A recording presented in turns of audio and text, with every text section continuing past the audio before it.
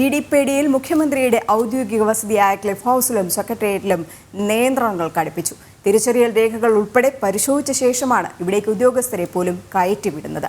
മുഖ്യമന്ത്രിയുടെ മകൾ വീണയെ ഉടൻ ചോദ്യം ചെയ്യാൻ ഇഡി നീങ്ങുന്ന സാഹചര്യത്തിലാണ് മുൻകരുതൽ ശക്തമാക്കിയത്.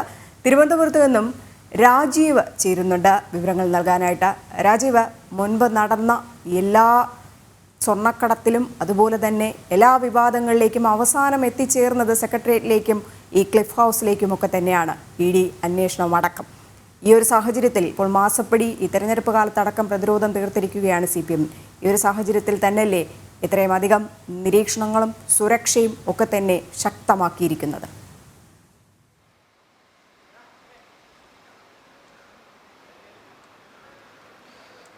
രജനി, ഏതായാലും മാസപ്പടി കേസിൽ നടപടികൾ ശക്തമാക്കുകയാണ് എൻഫോഴ്സ്മെന്റ് ഡയറക്ടറേറ്റ്. CMR ഉദ്യോഗസ്ഥരെ ഉൾപ്പെടെ വിളിച്ചു വരുത്തി മണിക്കൂറുകളോളം ചോദ്യം ചെയ്തിരുന്നു. ഇതുമായി ബന്ധപ്പെട്ട വിശദാംശങ്ങൾ നൽകാൻ എന്നാൽ CMRന് കഴിഞ്ഞിട്ടില്ല. എന്തിനാണ് മുഖ്യമന്ത്രിയുടെ മകൾ വീണ വിജയന്റെ കമ്പനിയായ എക്സാലോജിക്കിന് ഇത്രയും പണം നൽകിയത് എന്ന ചോദ്യത്തിനാണ് കൃത്യമായ തെളിവുകളോ മറുപടിയോ നൽകാൻ CMRലെ ഉദ്യോഗസ്ഥർക്ക് കഴിയാതിരിക്കുന്നത്. ഇതിനുശേഷമാണ് CMRL MDക്കും എൻഫോഴ്സ്മെന്റ് ഡയറക്ടറേറ്റ് ചോദ്യം ചെയ്യലിന് ഹാജരാകണമെന്ന് കാണിച്ചുകൊണ്ട് നോട്ടീസ് നൽകിയിരുന്നത്. എന്നാൽ ആരോഗ്യ പ്രശ്നങ്ങൾ ചൂണ്ടിക്കാണിച്ചുകൊണ്ട് അദ്ദേഹം ചോദ്യം ചെയ്യലിന് ഹാജരാകാൻ ആദ്യം തയ്യാറായിരുന്നില്ല. പിന്നീട് എൻഫോഴ്സ്മെന്റ് ഡയറക്ടറേറ്റ് ഉദ്യോഗസ്ഥർ CMRL MDയുടെ വീട്ടിലെത്തിയാണ് അദ്ദേഹത്തെ ചോദ്യം ചെയ്തത്. അപ്പോഴും മുഖ്യമന്ത്രിയുടെ മകളുടെ കമ്പനിയായ എക്സാലോജിക്കിന് 1,72 ലക്ഷം രൂപ ചെയ്യാത്ത സേവനത്തിനായി എന്തിന് പ്രതിഫലം നൽകി എന്ന ചോദ്യത്തിന് വ്യക്തമായ ഉത്തരം നൽകാൻ CMRL MDക്കും കഴിഞ്ഞിട്ടില്ല. ഇതുമായി ബന്ധപ്പെട്ട രേഖകൾ ഹാജരാക്കണമെന്ന് ED പലതവണ ആവശ്യപ്പെട്ടെങ്കിലും കൃത്യമായ വിവരങ്ങൾ ഇതുവരെ നൽകിയിട്ടില്ല എന്നാണ് നമുക്ക് ലഭിക്കുന്ന വിവരം. ഏതായാലും മുഖ്യമന്ത്രിയുടെ മകളെ ചോദ്യം ചെയ്യുന്ന ഉൾപ്പെടെയുള്ള നടപടികളിലേക്ക് എൻഫോഴ്സ്മെന്റ് ഡയറക്ടറേറ്റ് കടക്കുകയാണ്. ഇതിനായി ചോദ്യാവലി ഉൾപ്പെടെ തയ്യാറായി എന്നാണ് നമുക്ക് ലഭിക്കുന്ന വിവരം. ഒരുപക്ഷെ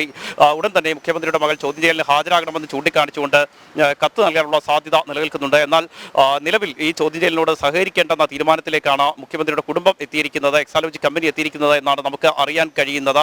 നിയമപരമായ മറ്റു നടപടിക്രമങ്ങൾ പാലിച്ചതിന് ശേഷം മാത്രം ചോദ്യം ചെയ്യലിന് ഹാജരായാൽ മതി എന്ന നിലപാടിലാണ് വീണ വിജയൻ ഉൾപ്പെടെയുള്ളവർ ഉള്ളത് എന്ന് നമുക്ക് അറിയാൻ കഴിയുന്നുണ്ട്. ഈ ഒരു പശ്ചാത്തലത്തിൽ കൂടിയാണ് ക്ലിഫ് ഹൗസിൽ കൂടുതൽ നിയന്ത്രണങ്ങൾ കടുപ്പിച്ചിരിക്കുന്നത്.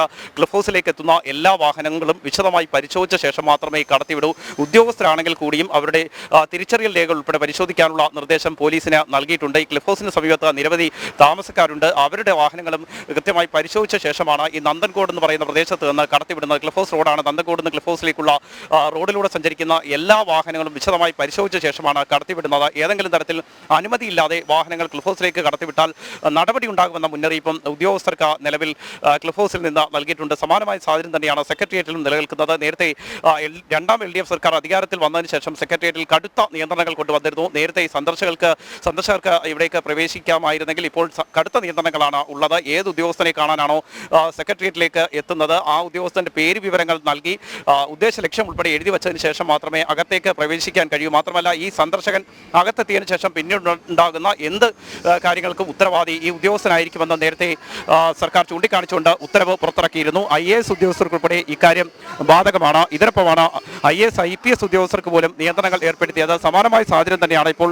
ക്ലിഫ് ഹൗസിലും നിലനിൽക്കുന്നത്. ക്ലിഫ് ഹൗസിലേക്ക് ഏതെങ്കിലും തരത്തിൽ ഉദ്യോഗസ്ഥർക്ക് പ്രവേശിക്കണമെങ്കിൽ ഈ കടുത്ത നിയന്ത്രണങ്ങൾ കഴിഞ്ഞു വേണം അകത്തേക്ക് എത്താൻ. അതായത് ക്ലിഫ് ഹൗസിൽ നിന്ന് അനുമതിയില്ലാതെ ഒരു ഉദ്യോഗസ്ഥന് പോലും അവിടേക്ക് എത്താൻ കഴിയാത്ത ഒരു സാഹചര്യമാണ് നിലനിൽക്കുന്നത്. ഇത്തരത്തിൽ കടുത്ത നിയന്ത്രണങ്ങൾ കൊണ്ടുവരുന്നതിന് കാരണം ഏതെങ്കിലും കാരണവശാൽ എൻഫോഴ്സ്മെന്റ് ഡയറക്ടറേറ്റ് ഉദ്യോഗസ്ഥർ ക്ലിഫ് ഹൗസിലേക്ക് എത്തുകയോ വീണയെ ചോദ്യം ചെയ്യുന്ന ഉൾപ്പെടെയുള്ള സാഹചര്യങ്ങളിലേക്ക് പോവുകയോ ചെയ്യുമെന്ന സംശയം അതാണ് രാജീവ് ഞാൻ നേരത്തെ പറഞ്ഞത്. മുൻപ് പല സാഹചര്യങ്ങളിലും ഇത്തരത്തിൽ ഉള്ള നിയന്ത്രണങ്ങളൊക്കെ തന്നെ സെക്രട്ടേറിയറ്റിലും ക്ലിഫ് ഹൗസിലും ഒക്കെ തന്നെ ഉണ്ടായിരുന്നു. പക്ഷേ ഈ ഒരു സമയം എന്ന് പറയുന്ന തെരഞ്ഞെടുപ്പ് സമയത്താണ്. അപ്പോൾ ഈ ഉദ്യോഗസ്ഥർക്കൊക്കെ തന്നെ ഈ കാര്യങ്ങളിലൊക്കെ തന്നെ ഇടപെടേണ്ടി വരും. അങ്ങനെ ഈ നിയന്ത്രണങ്ങൾ കടുപ്പിച്ചു കഴിഞ്ഞാൽ അത് കൂടുതൽ ബാധിക്കുകയല്ലേ ചെയ്യുന്നത്?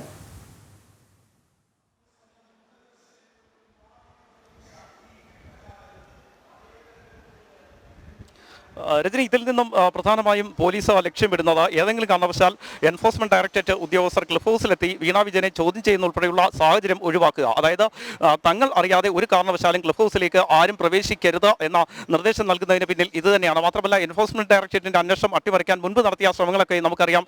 സ്വർണ്ണക്കടത്ത് കേസുമായി ബന്ധപ്പെട്ടാണ് ഒരുപക്ഷെ ഭാരതത്തിന്റെ ചരിത്രത്തിലാദ്യമായി എൻഫോഴ്സ്മെന്റ് ഡയറക്ടറേറ്റ് ഉദ്യോഗസ്ഥർക്കെതിരെ കേസെടുത്തത് കേരളത്തിലാണ്. എൻഫോഴ്സ്മെന്റ് ഡയറക്ടറേറ്റ് ഉദ്യോഗസ്ഥർ മുഖ്യമന്ത്രിക്കെതിരെ ഗൂഢാലോചന നടത്തുന്നുവെന്ന് ചൂണ്ടിക്കാണിച്ചുകൊണ്ടായിരുന്നു ക്രൈംബ്രാഞ്ചിനെ കൊണ്ട് കേസെടുപ്പിച്ചത്. കേസെടുക്കുക മാത്രമല്ല, ഉദ്യോഗസ്ഥർ ചോദ്യം ചെയ്യലിന് ഹാജരാകണമെന്ന് ചൂണ്ടിക്കാണിച്ചുകൊണ്ട് ക്രൈംബ്രാഞ്ച് നോട്ടീസ് നൽകിയിരുന്നു. പിന്നീട് എൻഫോഴ്സ്മെന്റ് ഡയറക്ടറേറ്റ് ഇക്കാര്യം ചൂണ്ടിക്കാണിച്ചുകൊണ്ട് കോടതിയെ സമീപിച്ചതോടെയാണ് അത് റദ്ദാക്കിയത്.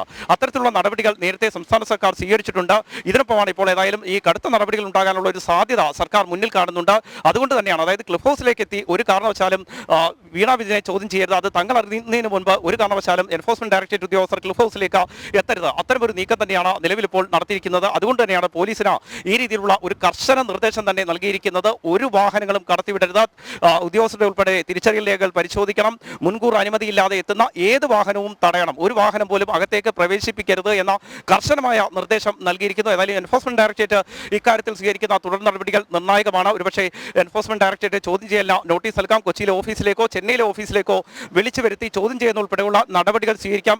അതിനൊരു പക്ഷേ വീണ വിജയൻ തയ്യാറാകാൻ സാധ്യതയില്ല എന്നാണ് നമുക്ക് മനസ്സിലാക്കാൻ കഴിയുന്നത്. ഇപ്പോൾ തോമസ് ഐസക് സ്വീകരിച്ചിരിക്കുന്ന ഒരു നിലപാട്, അല്ലെങ്കിൽ ആ ഒരു നിയമ നടപടികളിലേക്ക് പോകാനുള്ള ഒരു നിയമോപദേശം വീണ വിജയന് ലഭിച്ചിട്ടുണ്ട് എന്ന് നമുക്ക് മനസ്സിലാക്കാൻ കഴിയുന്നു. കോടതിയെ സമീപിക്കുക, അതിനുശേഷം ചോദ്യം ചെയ്യൽ പരമാവധി നീട്ടിക്കൊണ്ടുപോകാൻ ശ്രമിക്കുക. അത് തന്നെയാണ് CMRL MDയും ആദ്യഘട്ടത്തിൽ സ്വീകരിച്ചിരുന്നത്. തനിക്ക് ആരോഗ്യ പ്രശ്നങ്ങളുണ്ട്, അതുകൊണ്ട് ഇപ്പോൾ ചോദ്യം ചെയ്യലിന് ഹാജരാകാൻ കഴിയില്ല എന്ന നിലപാടായിരുന്നു അദ്ദേഹം സ്വീകരിച്ചിരുന്നത്. പക്ഷേ എൻഫോഴ്സ്മെന്റ് ഡയറക്ടറേറ്റ് ഉദ്യോഗസ്ഥർ അദ്ദേഹത്തിന്റെ വീട്ടിലേക്ക് എത്തിയാണ് അദ്ദേഹത്തെ ചോദ്യം ചെയ്തത്. അതായത് മണിക്കൂറുകളോളം അദ്ദേഹത്തെ ചോദ്യം ചെയ്യുകയും ചെയ്തിരുന്നു. ഇതിനുശേഷമാണ് ഈ ക്ലിഫ് ഹൗസിൽ കൂടുതൽ നടപടികൾ അല്ലെങ്കിൽ കർശനമായ പരിശോധനകൾ ഏർപ്പെടുത്തിയിരിക്കുന്നത്. ശരി, ഇടിപ്പിടിയിൽ മുഖ്യമന്ത്രിയുടെ ഔദ്യോഗിക വസതിയായ ക്ലിഫ് ഹൗസിലും സെക്രട്ടേറിയറ്റിലും നിയന്ത്രണങ്ങളൊക്കെ തന്നെ കടുപ്പിച്ചിരിക്കുകയാണ്. തിരിച്ചറിയൽ രേഖകൾ ഉൾപ്പെടെ പരിശോധിച്ച ശേഷമാണ് ഇവിടേക്ക് ഉദ്യോഗസ്ഥരെ പോലും കയറ്റി വിടുന്നത്.